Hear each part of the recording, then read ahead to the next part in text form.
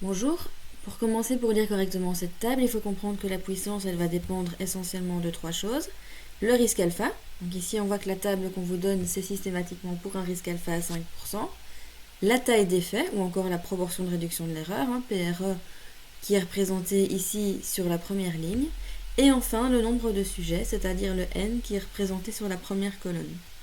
Toutes les valeurs qui sont à l'intérieur de la table, elles représentent la puissance, c'est-à-dire, grosso modo, la probabilité de détecter un effet s'il y en a réellement un. Alors, si je reprends les exercices, voilà. Dans le premier, on dit qu'on considère 75% comme une puissance acceptable. Donc, on a envie d'avoir au moins 75% de chance de détecter un effet qui existe réellement. Et on se demande à partir de quelle valeur de PRE on va être capable de détecter l'effet avec une puissance de 75%. Alors je reviens à ma table.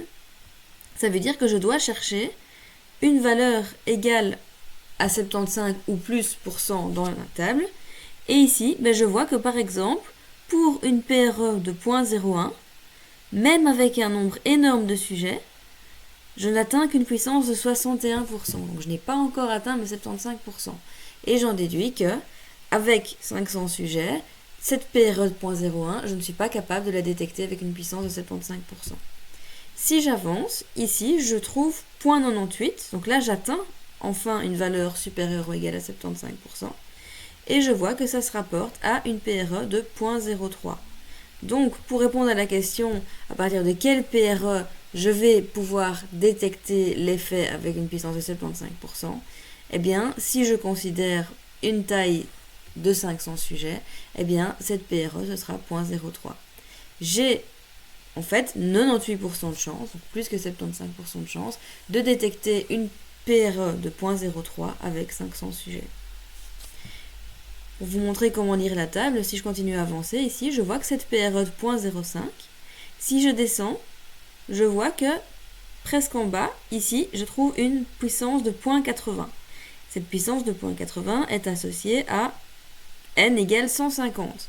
Ça me veut dire qu'avec 150 sujets, je vais avoir une puissance de 80% pour détecter une vraie PRE de 0.05. L'exercice suivant, on vous demande, si on considère 75% comme une puissance acceptable, de combien de sujets on a besoin pour être capable de détecter différentes PRE, en commençant par celle de 0.05, mais pour celle-là, je viens déjà de donner la réponse à l'instant. 0.05, je vois que je dois descendre jusqu'à ici, 0.80, pour comprendre que j'aurai besoin de 150 sujets pour être capable de détecter cette PRE avec au moins 75% de chance. La PRE suivante, c'est 0.2. Eh bien, je vais faire la même chose. Je vais regarder la colonne PRE égale 0.2. Je vais descendre jusqu'à trouver une puissance qui soit supérieure ou égale à 0.75. Mais ici, je trouve tout pile 0.75. Et je vois que cette puissance est associée à un n de 30. C'est-à-dire que j'ai besoin de 30 sujets pour être capable de détecter une PRE de 0.2 avec au moins 75% de chance. Pour la PRE de 0.3, c'est exactement la même chose. Je regarde la colonne PRE égale 0.3. Je descends jusqu'à trouver une valeur supérieure ou égale à 0.75. Et je trouve ici 0.77. Je regarde à quel n est associée cette puissance. Et je vois qu'elle est associée à un n de 19. J'ai donc besoin de 19 sujets au moins pour être capable de détecter avec une puissance d'au moins 75% une PRE de 0.3.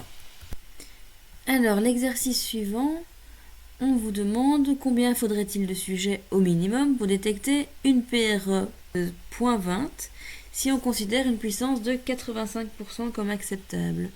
Eh bien, donc, j'ai PRE égale 0.20, j'ai une puissance de 85% et je demande quel est le n requis. Eh bien, comme précédemment, je vais me rendre dans la table. Je regarde PRE.2. Je recherche la puissance 0.85, une valeur supérieure ou égale à 0.85. Je trouve ici 0.87. Et je vois que le n associé est 40. Donc j'ai besoin de 40 sujets pour être capable de détecter avec une puissance d'au moins 85% une PRE de 0.2.